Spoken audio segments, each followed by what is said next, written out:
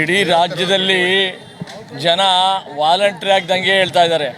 ಯಾರಾದರೂ ಒಬ್ಬರು ಕರೆ ಕೊಟ್ಟರು ಸಾಕು ಎಲ್ಲ ಅಲ್ಲಲ್ಲಿ ಜನ ಬರ್ತಾ ಇದ್ದಾರೆ. ಎಲ್ಲರಲ್ಲೂ ಆಕ್ರೋಶ ಕುದೀತಾ ಇದೆ. ಇವ್ರು ಮಾಡಿರ್ತಕ್ಕಂಥ ಅನ್ಯಾಯ.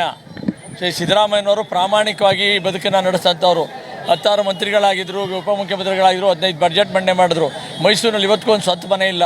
1000 ಕೋಟಿ 100 ಕೋಟಿ 50 ಕೋಟಿ ಆಸ್ತಿ ಮಾಡಿದವರೆಲ್ಲ ಇವತ್ತು ಸಿದ್ದರಾಮಯ್ಯನ ಬಗ್ಗೆ ಮಾತಾಡೋರಾಗಿದ್ದಾರೆ.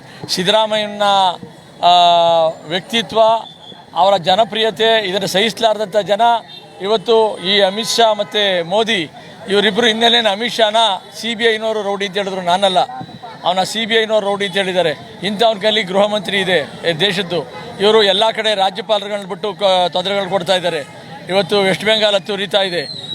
ತಮಿಳುನಾಡಲ್ಲಿ ರಾಜ್ಯಪಾಲರ ಕಾಟ, ಕೇರಳದಲ್ಲಿ ರಾಜ್ಯಪಾಲರ ಕಾಟ, ಮಣಿಪುರ ಹತ್ತು ಉರಿತಾ ಇದೆ. ಇವತ್ತಿನವರೆಗೂ ಅವ್ರು ಒಂದು ಸಾಲ ಕಾಲಿಟ್ಟಿಲ್ಲ, ಅವ್ರ ಕಷ್ಟ ಕೇಳಲಿಲ್ಲ.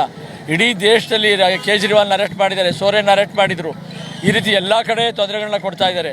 ಇವರ ಈ ದುರಾಡಳಿತಕ್ಕೆ ಇಡೀ ಇವತ್ತು ರಾಜ್ಯದ ಜನ ದಂಗೆ ಇದ್ದಾರೆ. ವಾಲಂಟ್ರಿಯಾಗಿ ಯಾರು ಕರೆ ಕೊಡಬೇಕಾಗಿಲ್ಲ. ಯಾರು ಒಬ್ಬರು ಕರೆದ್ರೆ ಸಾಕು ಅವ್ರ ಹಿಂದೆ ಸಾವಿರಾರು ಜನ ಬರ್ತಾ ಇದ್ದಾರೆ. ಅಂಥ ಒಂದು ಪರಿಸ್ಥಿತಿಗಳು ನಿರ್ಮಾಣ ಆಗಿದೆ. ನಿನ್ನೆಯಿಂದ ಎಲ್ಲ ಕಡೆ ಇಡೀ ರಾಜ್ಯಾದ್ಯಂತ ಪ್ರತಿಭಟನೆಗಳು ನಡೀತಾ ಇದ್ದಾವೆ.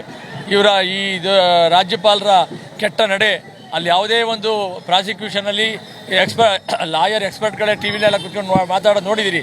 ಇದರಲ್ಲಿ ಯಾವುದೇ ಒಂದು ಶಕ್ತಿ ಇಲ್ಲ, ದಮ್ಮಿಲ್ಲ.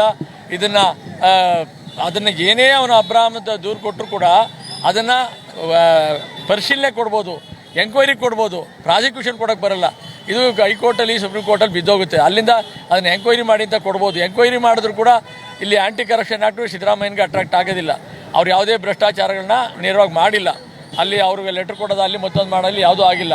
ಇಂಥದ್ರಲ್ಲೂ ಕೂಡ ಇವ್ರು ಮಾಡ್ತಿರ್ತಕ್ಕಂಥ ಕಿರುಕುಳ ಇಡೀ ದೇಶಕ್ಕೆ ಅರ್ಥ ಆಗ್ತಾ ಇದೆ. ಇವ್ರು ಇದೇ ರೀತಿ ಮುಂದುವರೆದ್ರೆ ಬಾಂಗ್ಲಾದೇಶದಲ್ಲಿ ಆದ ಪರಿಸ್ಥಿತಿ ಕರ್ನಾಟಕದಲ್ಲಿ ಇಡೀ ದೇಶದಲ್ಲಿ ಆಗುತ್ತೆ, ಎಲ್ಲ ಕಡೆ ಆಗುತ್ತೆ ಅನ್ನೋದನ್ನು ಅವ್ರು ಅರ್ಥ ಮಾಡ್ಕೋಬೇಕಾಗಿದೆ. ರಾಜ್ಯಪಾಲರು ಸರಿಯಾಗಿ ನಡ್ಕೋಬೇಕಾಗಿದೆ.